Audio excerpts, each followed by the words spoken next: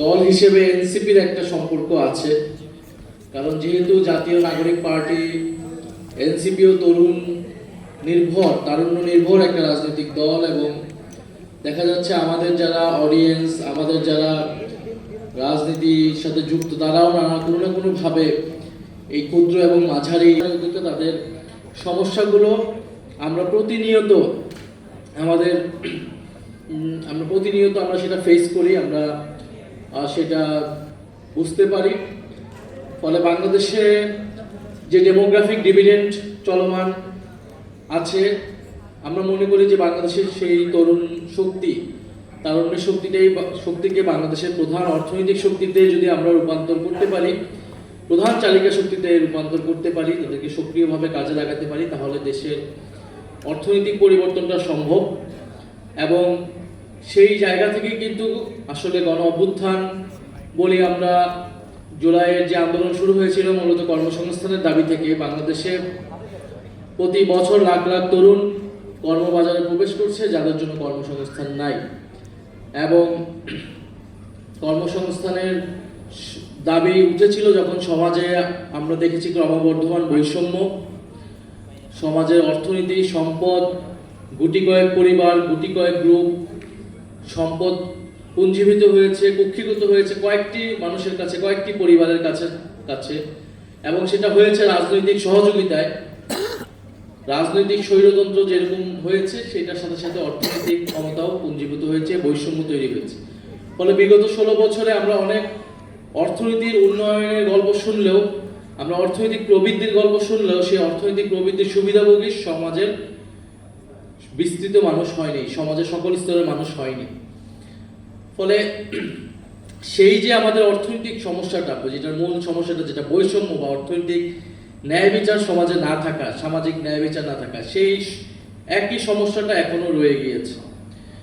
সেই জায়গা থেকেই গণ অভ্যুত্থানের পরে আমাদের দাবি উঠেছিল যে রাষ্ট্র সংস্কার, যে আমরা এই রাষ্ট্র কাঠামোর সংস্কারটা করতে হবে, রাজনৈতিক সংস্কার, অর্থনৈতিক সংস্কার, এবং আমাদের পররাষ্ট্রনীতি, আমাদের সাংস্কৃতিক আমরা আমাদের জাতীয় চরিত্রটাকে নির্মাণ করব এই গণ অভ্যুত্থানকে কেন্দ্র করে।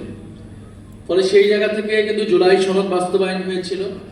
ফলে জুলাই সনদের সাথে এই অর্থনৈতিক রূপান্তরের একটা সরাসরি সম্পর্ক আছে, এবং যে আলোচনাটা আমরা গত সংসদে প্রথম অধিবেশন, দ্বিতীয় অধিবেশন, 2টা অধিবেশন ধরেই করতেছি, আপনি যদি রাজনৈতিক সংস্কার নিশ্চিত করতে না পারেন, আপনি তাহলে যদি প্রতিষ্ঠানগুলোকে নতুন করে গড়তে না পারেন, আপনি অর্থনৈতিক কাঠামোর পরিবর্তন করতে পারবেন না। এই অর্থনীতিটা পুরনো অলিগার্কিক, সেই একই অর্থনীতিতে থেকে যাবে যেখানে তরুণ উদ্যোগ। কিন্তু আমরা দেখলাম দুঃখজনকভাবে এই বর্তমান সরকার গণভোটের রায় বাস্তবায়ন করলো না। তারা জুলাই সনদ এখন পর্যন্ত অনিশ্চিত অবস্থায়, কিন্তু তারা বাজেটে অনেক সুন্দর সুন্দর কথা বললো, এসএমইর পক্ষে কথা বললো, অর্থনৈতিক গণতন্ত্রের কথা বললো, এবং কর্মসংস্থান সৃষ্টির কথা বললো। তারা 18 মাসে 1 কোটি কর্মসংস্থানের লক্ষ্য নিয়েছে, এবং 4 মাসে সেটার আমরা কোনো আপডেট পাইনি। ফলে জুলাই সনদ বা গণভোট বা সংস্কার বাস্তবায়ন ব্যতীত সরকারের এই বাজেটের যে অর্থমন্ত্রীর বক্তব্য, সেইটা আসলে মুখের কথাই থেকে যাবে, সেটার বাস্তবায়ন আসলে সম্ভব হবে না। এবং এই বাজেটও আমরা দেখেছি যে আমরা যে বারবার যেটা বলেছি যে আমাদের যারা এসএমই আছে, তরুণদের শক্তি আছে, এটাকে কাজে লাগানো। আমি যদি মানিটা তাদের কাছে পৌঁছাতে পারি, তাদেরকে যদি প্রশিক্ষিত করতে পারি, তাহলে সরকার ট্যাক্স বলেন এটা থেকে বেনিফিটেড হবে। আমি যদি 1 কোটি তরুণদেরকে কর্মসংস্থান বা উদ্যোক্তা তৈরি করতে পারি, তার দ্বারা অনেকগুলো পরিবার উপকৃত হবে।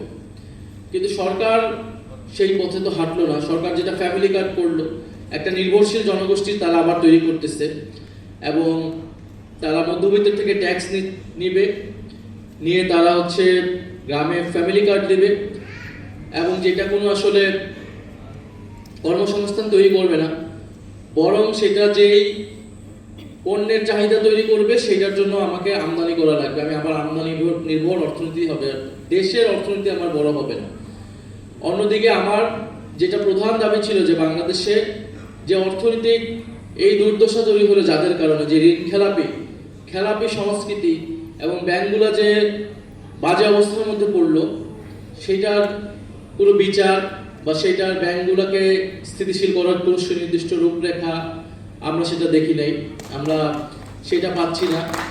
বরং তারা ঋণ খেলাপিদেরকে পুরস্কৃত করতেছে। যদি সরকার ঋণ খেলাপিদের পুরস্কৃত করে এবং যারা উদ্যোক্তা তাদেরকে কোনো ধরনের ফ্যাসিলিটি না দেয়, তাহলে এই অর্থনীতির কোনো পরিবর্তন হবে বলে আমরা মনে করি না।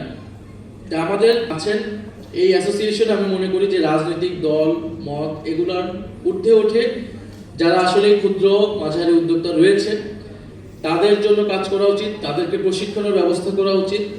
এবং অনেক আলোচক এটা আলোচনা করেছেন যে আমাদের অনেক ধরনের যারা তরুণ উদ্যোক্তা অনেক ধরনের নলেজের ঘাটতি আছে, আমাদের বিশ্ববিদ্যালয়ের শিক্ষা ব্যবস্থার ঘাটতি আছে, প্রশিক্ষণের ঘাটতি আছে।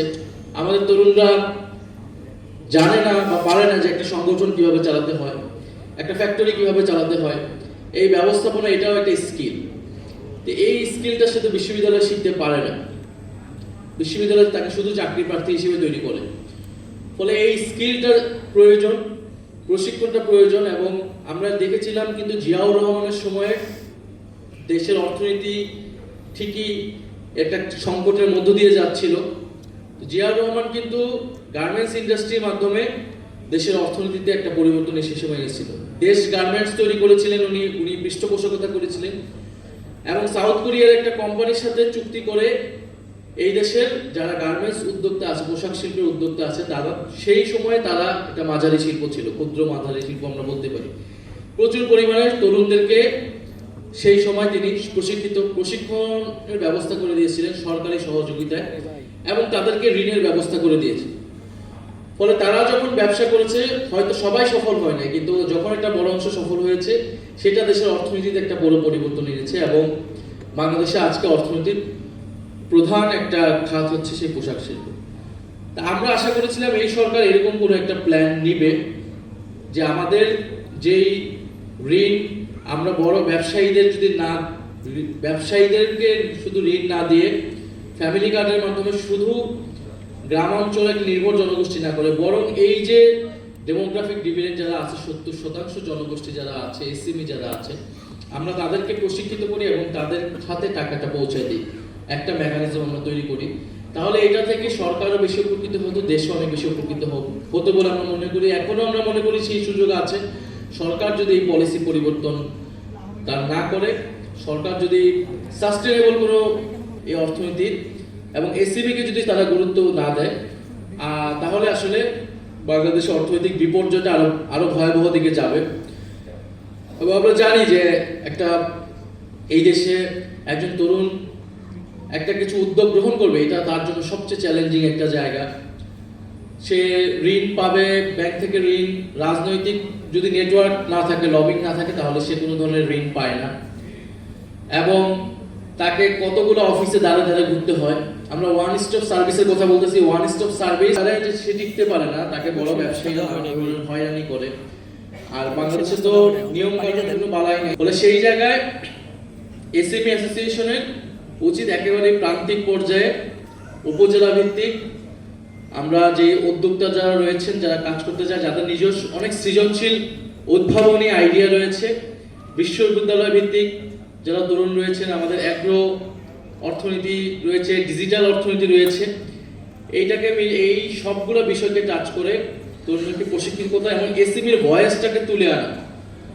আমরা দেখি সরকার যদি ব্যবসায়িক কোনো ক্রাইসিস হয়, অর্থনৈতিক ক্রাইসিস হয়, তারা বড় বড় ব্যবসায়ীদের সাথে বসছে। প্রধানমন্ত্রী কয়েকদিন পর পর কিছু পরিচিত ব্যবসায়ী মুখ আছে তাদেরকে ডেকে তিনি মিটিং করতেছেন। এটাতে কিন্তু অর্থনীতিতে কোনো ট্রাস্ট আসবে। প্রতিনিধি উনি বললেন কিভাবে বাংলাদেশ ব্যাংক, ফলে এটার একটা সিস্টেমেটিক ব্যবস্থা আমাদের করতে হবে যাতে ব্যাংকগুলোতে গেলে বা যেখান থেকে আমরা ঋণ বা সরকারের সুযোগ সুবিধাগুলো আমরা পেতে পারি, এসএমই পেতে পারে, সেটা যাতে না হয়।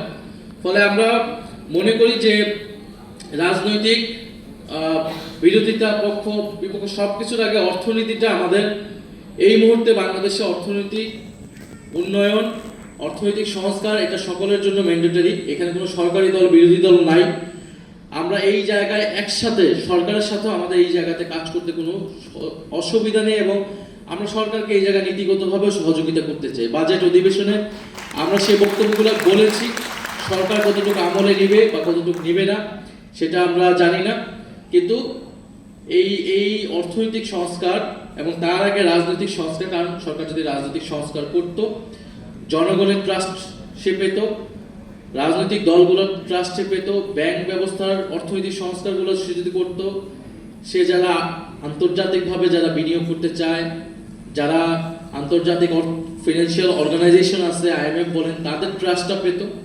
ফলে সংস্কারবিহীন কোনো মানে এখানে কোনো অর্থনৈতিক পরিবর্তন সরকার পারবে না, এটাই আমার মূল মেসেজ ছিল। আর একটা বিষয় হচ্ছে, যদি রাজনৈতিক জায়গায় কিছু কথা বলতে চাই, আজকে একটা ইন্টারভিউ আমরা দেখেছি যে ডিসেম্বরে কেউ একজন দেশে ফেরার পরিকল্পনা করছেন। তো আমাদের ইয়ে থাকবে যে দেশের অলরেডি 16 বছরের ধ্বংসযজ্ঞ হয়েছে, এখন আমরাও চাই দেশে ফিরবে ফাঁসির রায় কার্যকর হওয়ার জন্য। বাংলাদেশে রায় হয়ে গিয়েছে, এখন এই সরকারের উচিত যথাযথ কূটনৈতিক আইনি প্রক্রিয়ায় গণহত্যাকারীকে দেশে ফিরিয়ে এনে রায় কার্যকর করা। আমি মনে করি এটাও দেশের স্থিতিশীলতার জন্য একটা বড় একটা উদ্যোগ হবে, এবং এই সরকারের দ্রুত সময়টা করা উচিত। এবং এছাড়া অন্য কোনো পরিকল্পনা যদি কেউ ভাবে, তাহলে সেটা কারোর জন্যই ভালো হবে না। বাংলাদেশের জনগণ সেটার জন্য প্রস্তুত আছে। জুলাই গণ অভ্যুত্থানের যারা অংশগ্রহণ করেছে, রাজনৈতিকভাবে যে কোনো পরিস্থিতি মোকাবেলার জন্য তারা প্রস্তুত আছে। দেশের স্বাধীনতা, সার্বভৌমত্ব, অর্থনীতিকে রক্ষা করার জন্য আমরা যে কোনো পরিস্থিতির জন্য প্রস্তুত আছি। আমি ন্যাশনাল এসএমই অ্যাসোসিয়েশনকে আবারও ধন্যবাদ জানাচ্ছি। আজকে যারা এখানে